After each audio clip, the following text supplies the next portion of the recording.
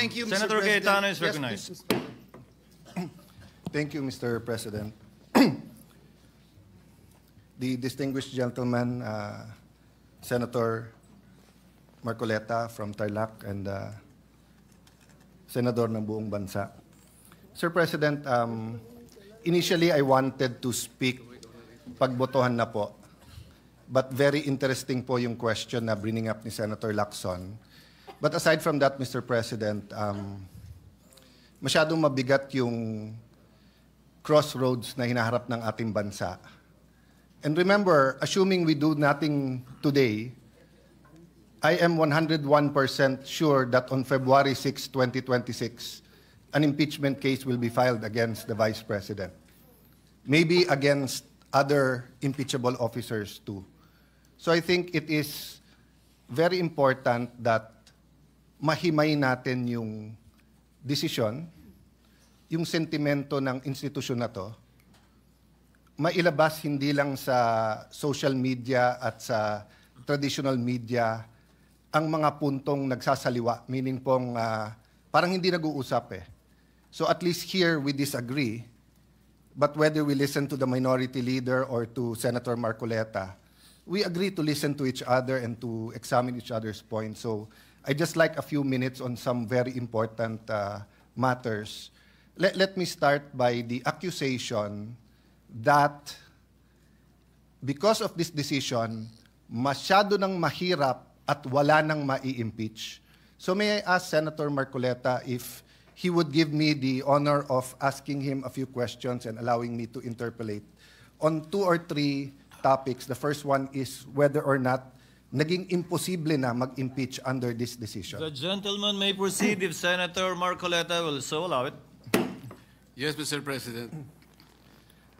Mr. President, sabi po nung iba, imposible na daw mag-impeach ngayon dahil sa desisyon. I Hindi see the po. decision before you. I approached you last week. You've been studying it. I see your radio program. Mukhang 10 beses mo na nabasa yung desisyon at apparently, Mr. Senator, you also listen to criticism. So kung ano rin yung sinasabi ng iba, pinapakinggan mo rin. In your view, may I take note first, Mr. President, that I am glad that the Senator made a distinction na he is for the rights of everyone. He was adopted by PDP and ran with a particular party, but he is not a member of the Duterte bloc. Am I correct there? Technically speaking, Mr. President, I am not a member of the PDP, but I admit that I was adopted and I ran in unity with some of the parties of the PDP candidates at the time. The point I'm going at is like, I was a cabinet member in the Duterte administration, but I have not talked to the Vice President. I ran as an independent in 2022, so I speak now as a senator and not as a partisan. I assume the same, Your Honor. Yes, that Mr. President. you're giving your own personal opinion as Senator Marcoleta, not as a partisan. Of course, I assume that for everyone here, no? Regardless of our position. So, Mr. Senator, sa iyong paghimay ng desisyon, sa tingin mo ba imposible na ngayon mag-impeach ng isang impeachable officer? Hindi po, Mr. President. So, naging napakahirap ba mag-impeach ng isang officer? Hindi ko po alam kung bakit mahirap po sa kanila, Mr. President. Ang importante lang po, ilagay lang po sa tamang proseso. Napakasimple po kasi nung kanilang mga tuntunin, iniisip ko, sundin lang yung mga tuntunin. Ang problema po, isa man sa tuntunin, wala pong sinunod. Kaya po humirap ng humirap para sa kanila. So, Mr. President, I'm glad you mentioned tamang proseso. I think the way the Supreme Court said it in page 95 of the decision, there is a right way to do the right thing at the right time. The problem, Mr. President, is sinasabi po nung iba, may decision na sa former decisions, meron ng definition ng initiation, and many of us here were not mere spectators there. I mean, Senator Soto, I think, was in the impeachment court, di ba, of Senator Estrada, Senator Lauren too. Senator Kiko was still we were together kay Senator Corona. Senator Cheese and I and Senator Miggs were in the House during the prayer one-third to the Senate articles of impeachment, di ba? So, hindi po tayo stranger sa mga pangyayaring ito. Ang punto ko, Mr. President, Senator Marcoleta, kung hindi nagsabi ang Supreme Court ng specific na dapat sundin, pwede kong ma-interpret na baka naman masyadong mahirap. Baka naman kahit anong i-file kung gustong protektahan, hindi na siya ma-impeach.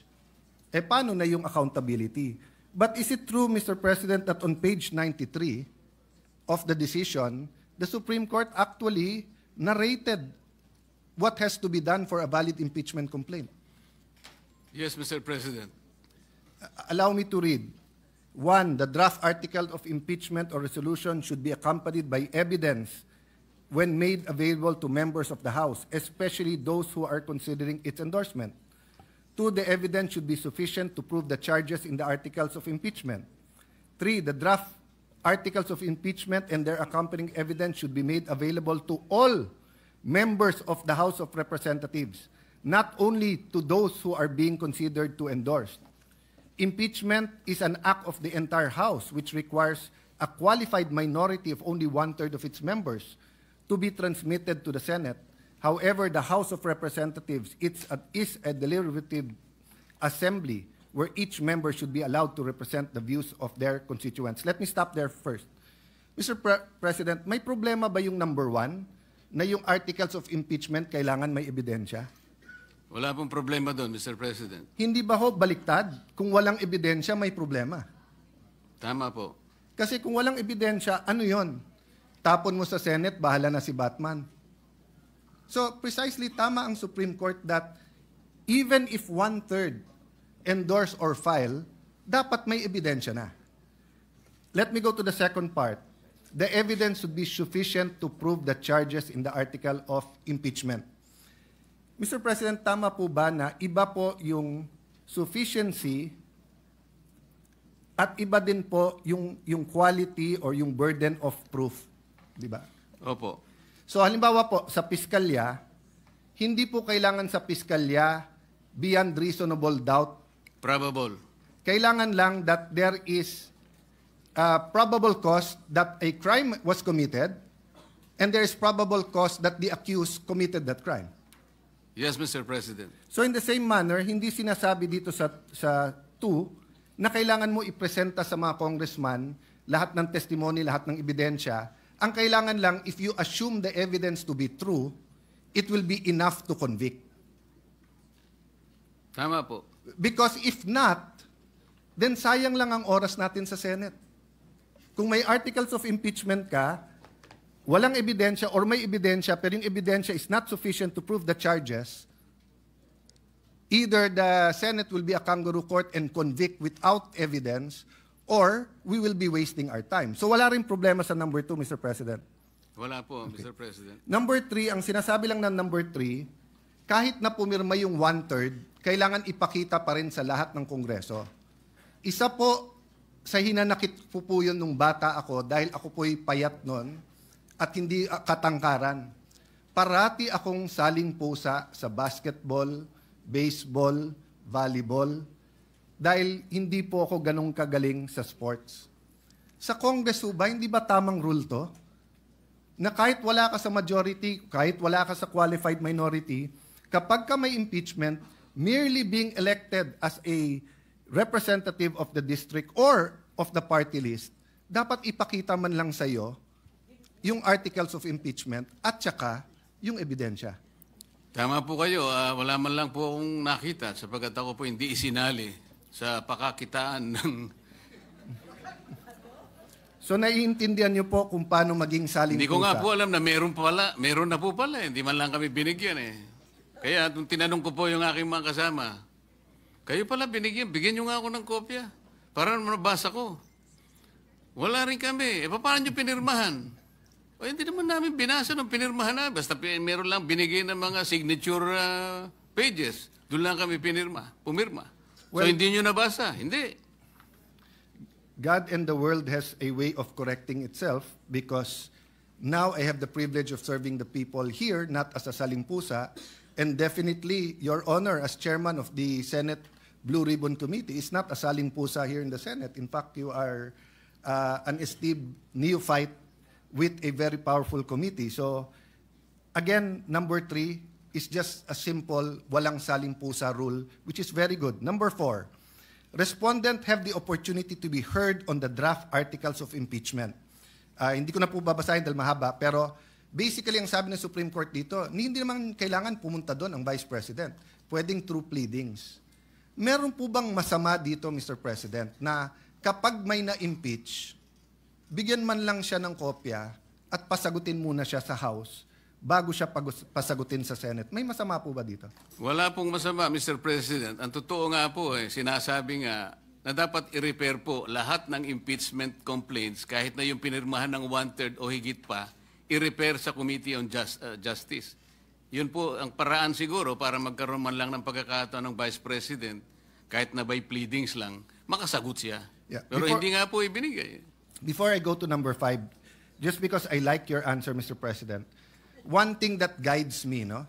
So in coming to my decision with this, I follow 2 books.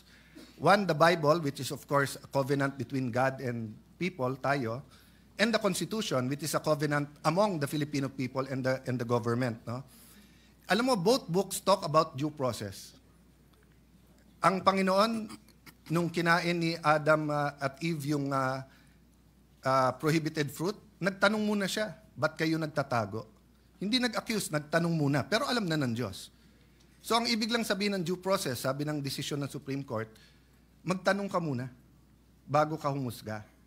So Mr. President, I was thinking, what if naging masyadong emotional yung eleksyon ng huli?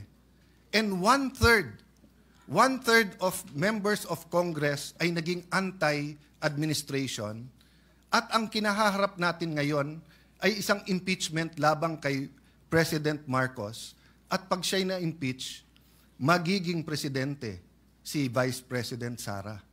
I wonder if all of us in this room and out of this room will still have the same paninindigan.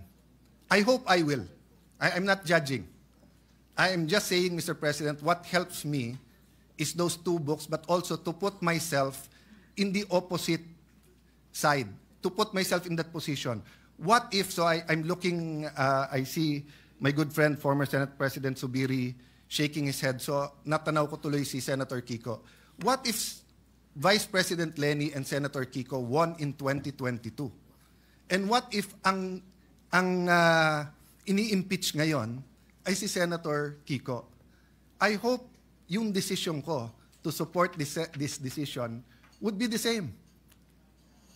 Tama Because po, dapat walang pagkakaiba. Wala saan pagkakaiba. So number 5, a reasonable period of time determined on the basis of complexity of charges must be given to all members of Congress.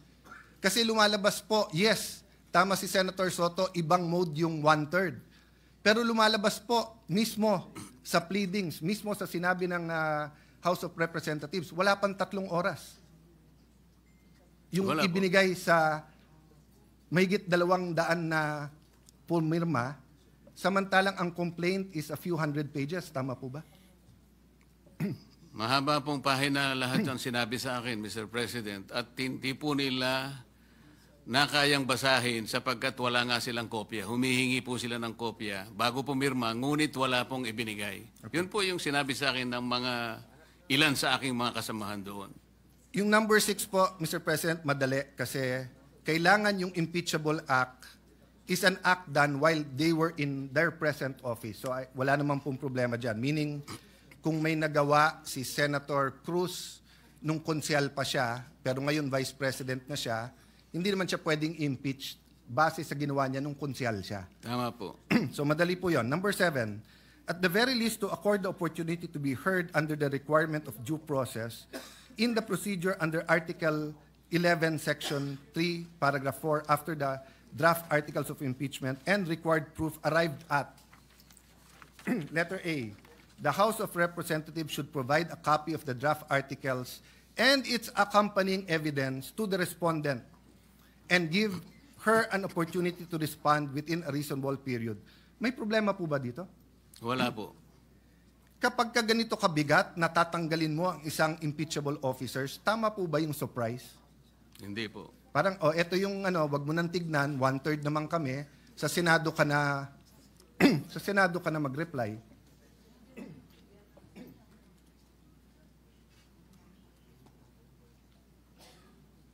Letter B simply states that all members, again, it's the walang saling pusa. So, Mr. President, in other words, it is not true that it is now too difficult. Sundin lang yung page 93, 94. Whether it's February 6 for the Vice President or if anyone wants to file an impeachment against anyone, magagawa to at any time. Tama po, Mr. President. Let me reverse my question, Mr. President. Dapat ba maging madali mag-impeach ng isang officer? I'm asking, of course, your opinion that I value, Mr. President. Depende po sa ini-impeach na opisyal. Pero kinakailangan po hindi dapat magmadali. Kaya dalawa po kasing bagay yun eh. Kailangan po siyang mapagbigyan ng due process niya at gaano man po karami yung ebidensyang inaharap sa kanya. Bigyan natin siya ng pagkakataong makasagot. So maaari pong mahirapan ng konti, tumagal ng konti. Ngunit kailangan po natin ibigay lahat ng proseso sa ini-impeach at sa mga nag-i-impeach. I value your answer on due process, Mr. President, and that's my second point. But if you would just also accept, or maybe I can put on record, I'm of the personal view, hindi dapat maging madali mag-impeach ng isang impeachable officer. Bakit po? Unang-una, iilan lang po sila sa ating bansa. Ombudsman, member of constitutional commissions, President, Vice President, Supreme Court. Hindi dapat madali dahil it's an extraordinary remedy in extraordinary circumstance not to penalize them, but para protektahan ng ating bansa at para nga po alisin sila sa equation if they will damage our country. So, the difference po with this impeachment sa iba, at least the impeachment of President Estrada, President Arroyo, and again, may I be sensitive especially to my friends here who are of that administration, was with us, against us, or like Senator Jingo and Senator JV. Yung feeling kasi doon is that if there was another day na hindi na-impeach, magagamit yung opisina na yon. Kasi presidente pinag-uusapan. Ganon din sa Chief Justice, na habang nandun ka, ma-impluensyan mo yung korte. Pero pag pinag-uusapan mo Vice President ngayon, wala naman siyang hawak na departamento. Wala siyang hawak na agency. Wala namang police, militar, NBI, Coast Guard, whatever under sa kanya. Yes, we should hold her accountable kung may ginawang mali. Dapat i-impeach pag may ginawang mali. Pero it's not true that today and tomorrow matters that much. Because wala naman siyang opisina na magagamit not only to cover her tracks or to damage the country. Di ba? In fact, I doubt kung walang perpetual disqualification yan, baka iba ang suma natin ngayon. But I don't want to go to the political aspect. The point I want to make, Mr. President, is para tayong nag-Goldilocks, pag gusto natin yung i-impeach natin, so nung time na yon na gustong impeach si President Erap, padaliin natin. At kung hindi, walk out tayo. Oh. Kung kakampi mo si GMA, pahirapan natin. Kung kakampi mo si Duterte, pahirapan natin. Di ba? So, in that point, I see why the Supreme Court, they made a statement nag-statement sila about history. Sabi ng Supreme Court,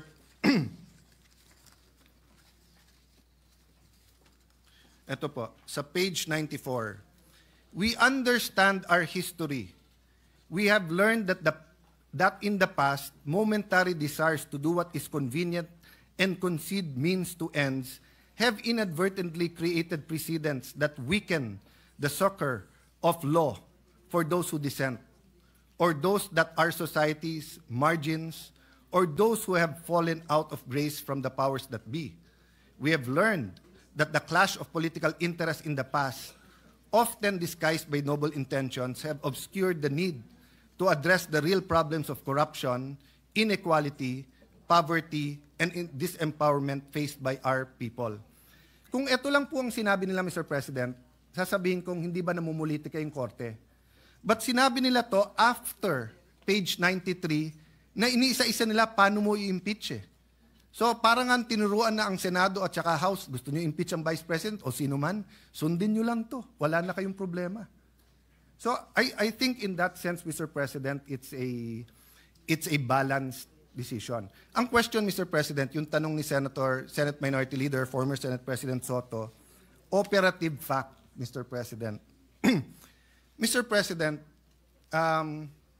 may I venture to answer the question of Senator Soto nung tinanong niya, ano to? Diba? Ano to yung nag-robe, etc. Nasagot na po kasi ni Sara Geronimo yon. Nung sinabi niya kay Coco Martin, there was never an us. There was never an us. Sinabi kasi ng Supreme Court na void ab initio to. But I have a reason, Mr. Minority Leader, former Senate President, and Senator Ping, why I bring this up. Because I agree with Senator Ping na ano ang i-dismiss natin. Because ang sinasabi ng Supreme Court, and that goes to my last point, for your consideration, Senator Marcoleta, sabi ng Supreme Court, there was never an us, ibig sabihin, void ab initio. So wala tayong i-dismiss. So theoretically, if we do not do anything today, we are following the Supreme Court decision. Except, yeah, that's why I'm agreeing with you. So agree with me when I'm agreeing with you, Mr. Senate President, and Senator Ping. However, human nature is that if we do not do anything, people will say it's pending. And we do have the 1 year one filing bar. So the Constitution did not intend that every single day of your life as ombudsman, as vice president, president, may nakatutok sa yung impeachment. So it is also fair to the vice president that we dispose of this. The question now is, if it is void ab initio, why did the Supreme Court not apply the doctrine of operative fact? In my research, 2 reasons. One, hindi po bringing up ng House of Representatives ito. Bringing up po to ng House of Representatives later on in the MR. Number 2, there is a rule that kapag ka magkakaroon ng injustice or may ma-oppress, hindi pwede yung operative fact. So since my finding, please correct me, Senator Marcoleta, if I'm wrong. Since my finding po ang Supreme Court na sinircumvent yung 1 year bar, hindi ka ngayon pwede mag-operative fact. Kasi para mo ni-reward ngayon yung circumvention. Am I correct sa Yes, Mr. President, because the doctrine of operative fact is based on equity and fairness. Wala pong equity talaga eh. Hindi po sinunod ang mga tuntunin. So, sa umpisa pa lang, nagpalusot na, kaya hindi po pwedeng gamitin yung operative fact. I see former Secretary Jeremiah Bellica in the crowd. Sa ease of doing business na si Majority Leader and si Senator Ping, I think, were the sponsors, di ba, or the authors of the law. I don't know kung, ang alam ko, covered ang Congress doon eh. So kapag ka 10 days, at kasi ministerial yung sabi ng Supreme Court eh. Kapag ka nag-file ka ng impeachment, yung 10-day, 3-day, ministerial yon. So even if you do not consider it archived, if you apply the ease of doing business law that Secretary Jeremiah Bellica used to very much push in government, you would come to the same conclusion eh. My point is, Mr. President, we'll never come out with a perfect decision. People will disagree. That's why I agree with the statement of the IBP na ang kailangan sa Constitution ay hindi agreement, kung hindi adherence. The North and South of the United States did not agree on slavery. That's why they fought a civil war. Because they had to see who will adhere to this Constitution, who will treat this piece of paper as a living soul and a covenant of this country rather than just a piece of paper. And grabe po ang devastation sa United States. Buti po tayo nagdidebate lang. Buti po tayo yung dugo ng ating mga bayani ay minsan lang po inalay at ngayon nagdidebate na lang tayo sa desisyon na to. Pero kung hindi natin susundin ang Supreme Court decision and we will court a constitutional crisis, we will tear the Constitution apart. Because, Mr. President, this is going to second to the last question. May option ba tayo not to follow the Supreme Court? Wala po, Mr. President.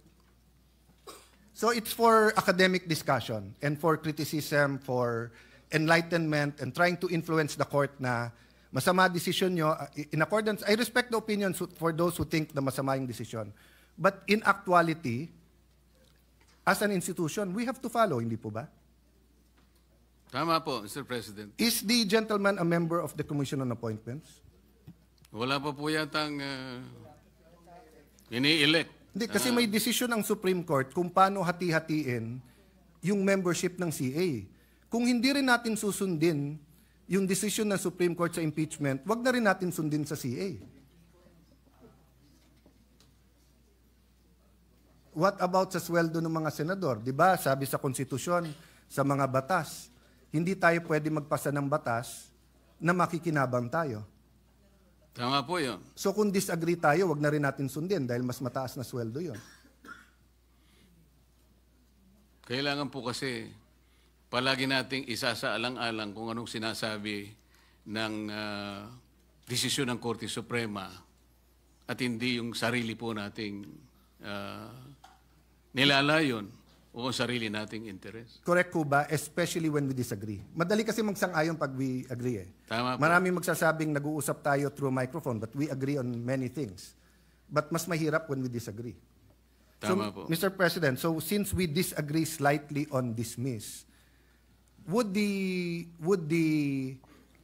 movant, the distinguished senator, consider na ma-amend yung motion that the Senate obey or follow or anong tamang salita na acceptable sa minority, the Supreme Court decision?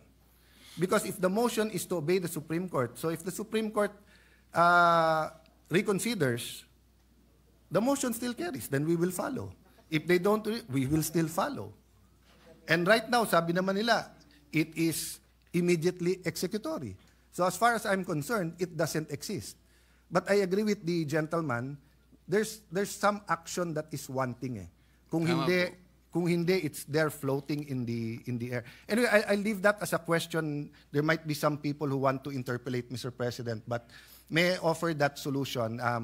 We are allowed to amend, to propose an amendment to any motion if the movant agrees. I am amenable to an amendment, Mr. President, like moving it to send it to the archives. Like we will have the same result, if that is the case. And I will be pleasing Senator Soto if I do that. What is the pleasure of the Honorable Soto, the distinguished Minority Floor Leader? Thank you, Mr. President. It grieves my heart to disagree. I think I'd rather call for the previous question, a motion to table. It has the same effect, and you can bring it up anytime. But we did not say that we did not follow the Supreme Court decision. It will not. It will not say that we archived, as the interpretation of the Supreme Court is kung ano yung word ng archive. Iba yung archive nila eh. Hindi pa nga adjourn, archive na sa kanila eh. Hindi ba? Hindi pa tapos yung session eh. Hindi naman ganun ang archive sa atin. Sa kanila ganun. Iba yung rules ng Congress eh. Iba yung kaysa sa rules nila eh. So, hopefully, baka pwedeng we can find a middle ground between the proposal of Senator Alan Cayetano and my motion to table, which has a higher precedence than the motion to dismiss. But, Mr. President, that is not consistent with the immediate character of the decision. The decision says it is immediately executory. A motion to table, hindi po immediate yun eh.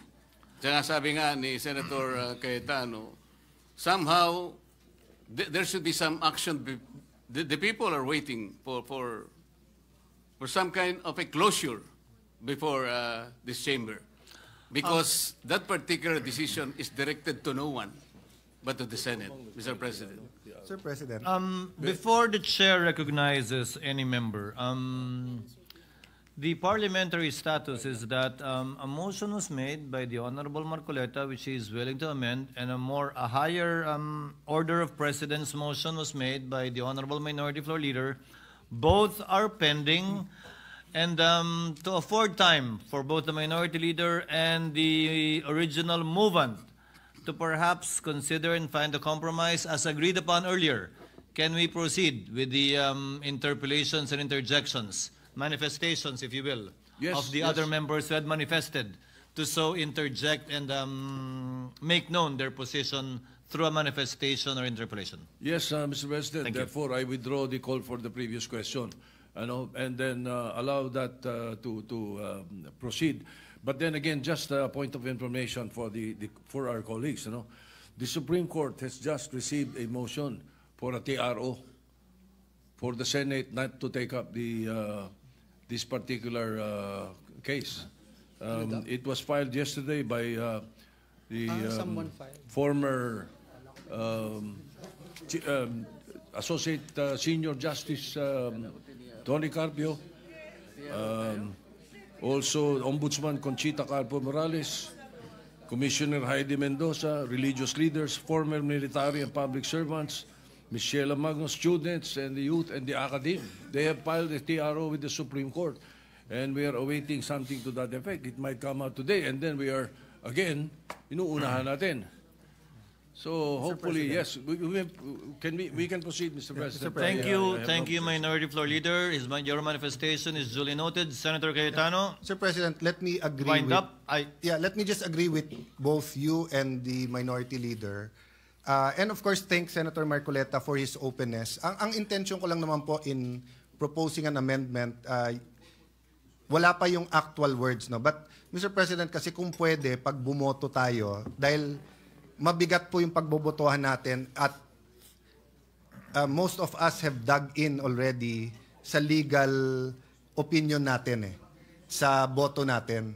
So kung mali ang framing kung ano pagbobotohan, mahirapan din tayo lahat. So meaning I don't mind if I vote for or against the proposition, at least malinaw kung anong pagbobotohan ko. So like I would vote to follow the Supreme Court decision. I'm thinking whether I'll vote to dismiss because the Supreme Court said it did not exist, void ab initio. But I don't want to vote against it because if I vote against it, it is live.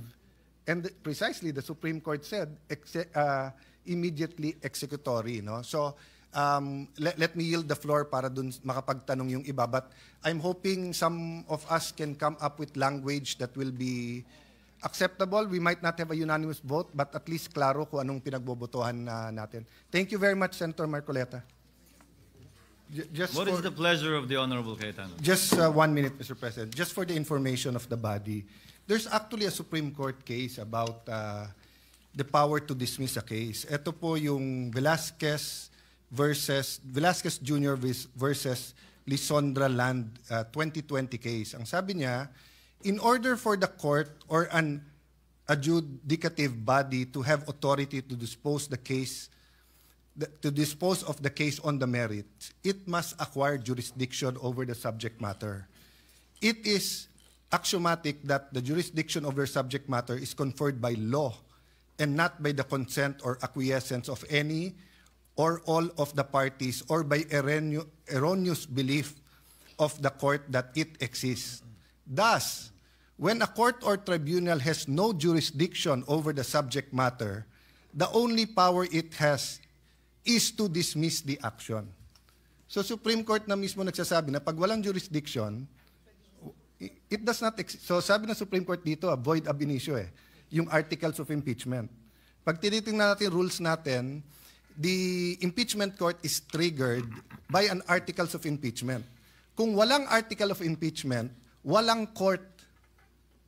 So yes, it's true na it is a fact, not an operative fact. It is a fact na nag-robe tayo, nandito tayo. it is not an operative fact na meron tayong jurisdiction doon. Lastly, Mr. President, sa Rule 39, Section 4, judgment not stayed by appeal. Judgments in actions for injunction, receivership, accounting, support, and such other judgments that are now or hereafter be declared to be immediately executory shall be enforceable after their rendition and shall not be stayed by an appeal. Some may say this is for injunction, receivership, etc., and not for the impeachment court. Ang point ko lang, Mr. President, Your Honor, meron naman tayong... this is a case for injunction. Yes. Filed by the Vice President against both the Senate and the House. Thank you for that clarification. But even if it was not, Mr. President, that is why if we... The gentleman from Tarlac already said he's amendable. So kung halimbawa something like... we move to act upon the Supreme Court decision and archive the case. Kasi yung Supreme Court decision, when you act upon, ano ba sabi niya? Immediately executory. Ano ba sabi niya? Void ab initio. Ngayon, kung halimbawa, na-reconsider at biglang sinabing tuloy, wala rin naman na epekto yon sa motion na we act upon the Supreme Court. Then, at the proper time, someone can say here, we will act upon the latest decision of the Supreme Court. Diba? So I'm just saying this in the spirit, Mr. President, na pag nakaboto tayo, at least klaro kung anong pinagbobotohan, because some of us might not vote for the motion to dismiss just because we believe there is no such thing as a motion to dismiss. But I don't think that's our point. Our point is lagyan ng katahimikan to for a few months. February 6, game na ulit. Noted and entered into the records. Majority Floor Leader. Thank you, Mr. President. So, I'm discussing with the minority leader, trying to pursue a wording that will articulate our collective intent of the Senate. May I just mention and have a few, maybe 2 minutes with what Senator Risa, the esteemed senator, said. Yung spirit kasi ng Constitution, once ka lang pwede ma-impeach sa isang taon. At very clear po, pati po yung esteemed, I do recognize our the former chairman of the COMELEC, who if he did not qualify me, I would not have become a councilor. Christian Munsod, our esteemed legal luminaries are here po. Alam niyo po, in all the books nakalagay doon, bakit may 1-year ban? Kasi nga, hindi daw dapat guluhin ng guluhin yung impeachable officer all throughout the year. Dapat isa lang.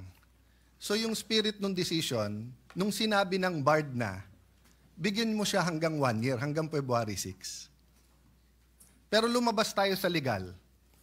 Ipa-floating muna natin to.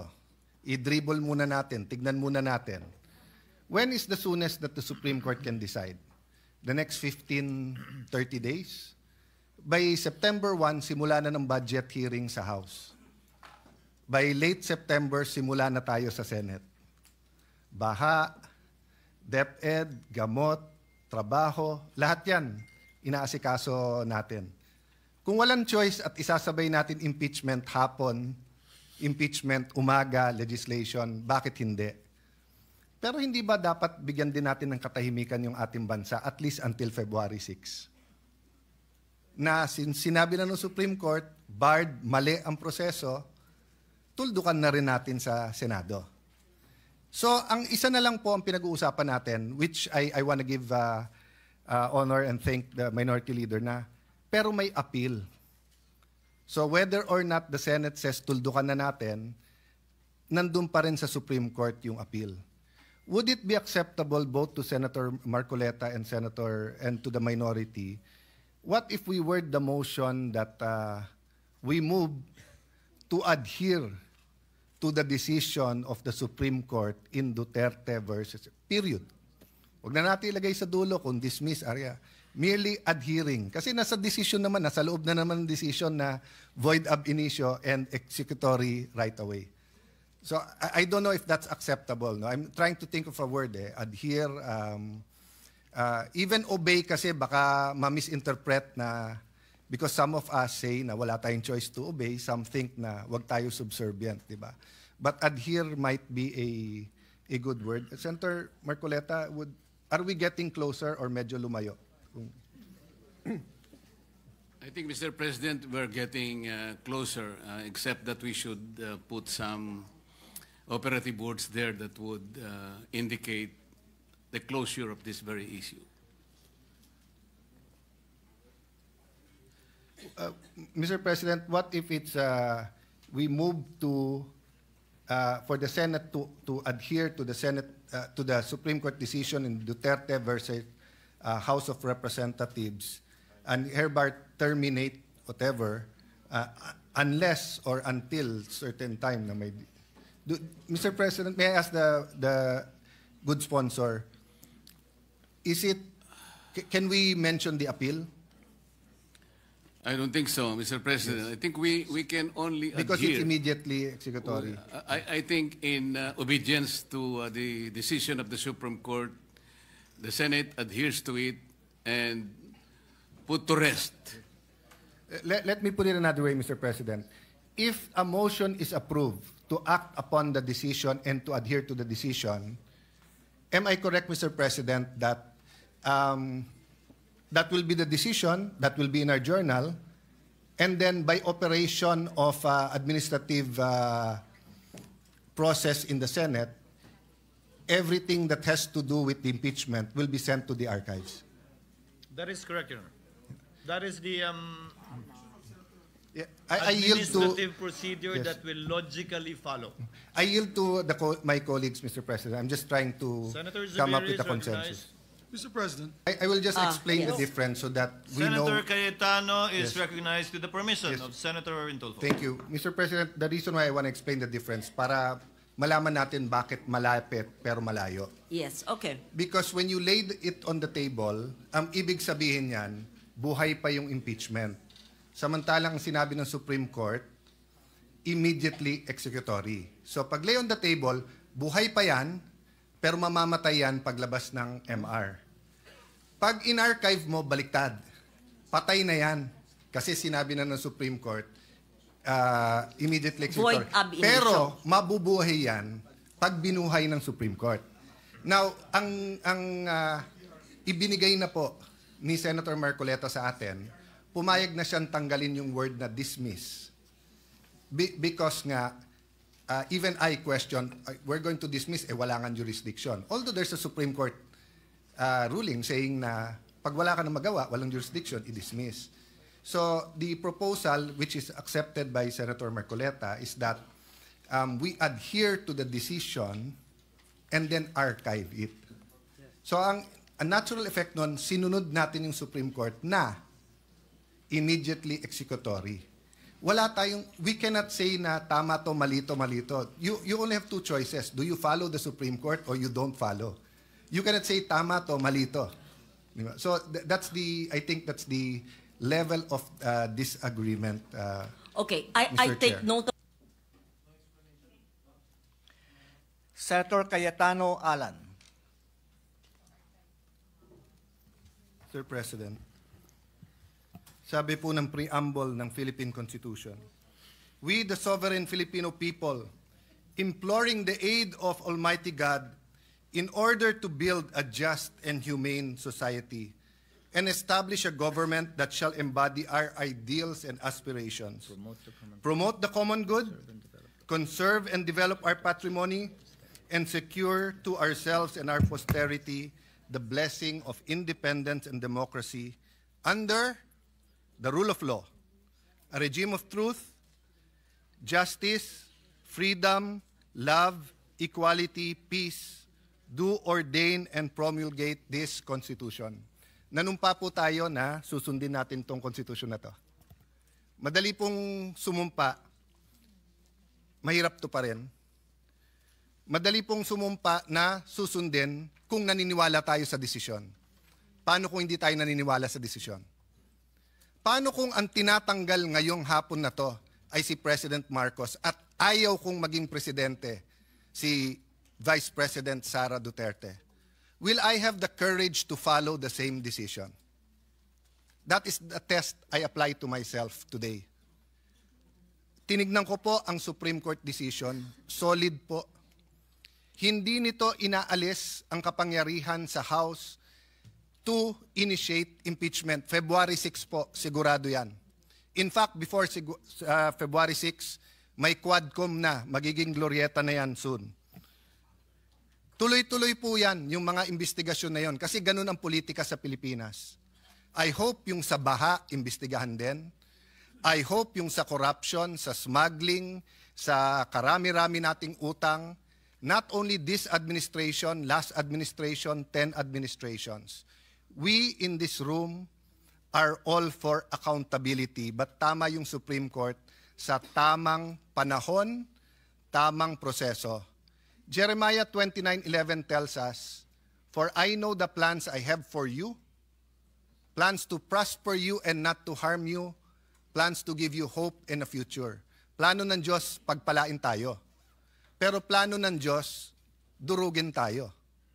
So, I remember this episode, I think it was in Twilight Zone, and it was also many, many times portrayed on television. What if nakilala mo si Hitler when he was 6 years old or when he was a baby, papatayin mo ba siya? I think even sa psychology or philosophy classes, tinatanong to ng mga professors, what if you had that unique opportunity, nakatabi mo si Hitler nung 6 years old siya, papatayin mo ba siya? Ang hirap sagutin nun. Of course, for us who believe that thou shall not murder, ang sagot madali. But what if you could have prevented the worst human rights violations in the world, the Holocaust? What if you could have prevented such fire of fascism that it actually swept, kung hindi ako nagkakamali, nag-Time Magazine of the Year pa si Hitler. I wonder what our answer is. But I know my answer here today. If you kill Hitler when you are 6 years old, if you justify the ends by the means, you will create more Hitlers. So if the Vice President is guilty, dapat po siya ay i-impeach. Pero sa tamang panahon at tamang proseso. Nagsalita ng Korte Suprema na mali ang proseso, mali ang panahon. But yun po, Mr. President, sana kung ano ang discussion since February 5 dito na nakatuon kay Vice President Sara Duterte, sana kung sino ang guilty sa mga baha, ganun din tayo. Hindi naman siguro si Sara ang gumawa ng mga baha. Sana po kung ano ang cause ng pagkabansot or stunting yung corruption, ganun din, araw-araw talagang wag natin tantanan. Lastly, Mr. President, may I make an appeal to the media, our friends, the vloggers, yung iba nandito, political analysts, advocates, school deans, etc. Nakalagay kasi dito, we all agree on a regime of truth. Parati na lang ang vloggers ang nasasabihan na fake news. Alam nyo po, marami tayong political analyst ngayon, di naman sila analyst eh. Ang ibig sabihin ng analyst, provides objective, non-partisan, data-driven explanation of political events, systems, and trends. Ang ibig sabihin naman ng advocate, champions a specific cause, policy, or interest group to influence public opinion and policy decisions in favor of their positions. Wala namang masama dun eh. So kung ikaw ay advocate, sabihin mo na lang. Pero mag-a-appear ka sa TV, magpapa-interview ka, sasabihin mo political analyst. Pero gusto mo lang, bata mo maging presidente, nililito mo pa ang tao eh. Ganon din po, ilan beses kami binugbog dito nung iba na ang sabi, bawal daw ang isang senator judge na mag-move to dismiss. Pero sila din ngayon ang nagsasabi sa mga senator judge, mag-MR kayo sa Supreme Court. Saan ka kayo nakakita na hindi pwede mag-motion to dismiss? Judges dismisses cases because of no jurisdiction. Ang CA, 3 sila o 5. Hindi nyo lang nakikita sa publiko at hindi sila mag-move kasi sila lang nag-uusap. Ang Supreme Court, hindi ba dinismiss nila? Hindi ba sinabi nila no jurisdiction? Tayo kasi dito nag-usap sa hall na to. So natural, hindi naman pwedeng si Senator Batorni ay tumingin lang sa akin tapos maisip niya, dismissed. Walang manifestation dito na hindi sinasabi. My point, Mr. President, is that yung sinabi ni Mahatma Gandhi nangyayari na sa Pilipinas eh. Sabi ni Mahatma Gandhi, if it's an eye for an eye, the whole world will go blind. Let's make our stand. Ilang beses ko narinig dito sa hall na to, ang taong bayan, ang taong bayan, ang taong bayan. Eh, hindi ba naman lahat naman tayo halal ng taong bayan eh, di ba? Hindi ba pwedeng sabihin ko na lang, ang opinion ni Alan Cayetano, isa lang naman ako eh. Ang opinion ni Joel Villanueva, ang opinion ni Mocha Uson, isa lang naman siya eh. Pero yung sabihin ko sa inyo, guys, ang opinion ng civil society, ang opinion ng masa, ang opinion ng taong bayan, dapat makonvict. Are we not overstepping and are we not confusing rather than enlightening our political processes? Yes, you might think this is a different Alan Cayetano from the impeachment of President Estrada, impeachment of President Arroyo, impeachment of yung hindi natuloy na impeachment kay CJ Davide, sa impeachment ni CJ Corona. But aren't we supposed to be wiser? At hindi ba tama naman yung sinabi ng Supreme Court? Dapat may impeachment, pero hindi dapat gamitin ito ng magkalaban lang sa politika. Ayaw natin maging presidente si Vice President Sara, talunin nyo na lang sa 2028. Ngayon, kung talagang may ginawa siyang masama, edi impeach, pero sa tamang paraan. I apologize if I'm emotional on this issue, but hindi tayo makawala eh. Ang daming mas importanteng issue, pero nakapako tayo sa issue na to. Thank you, dear colleagues, and thank you to the Filipino people for the opportunity to share my thoughts on this. So I vote for the motion of Senator Marcoleta.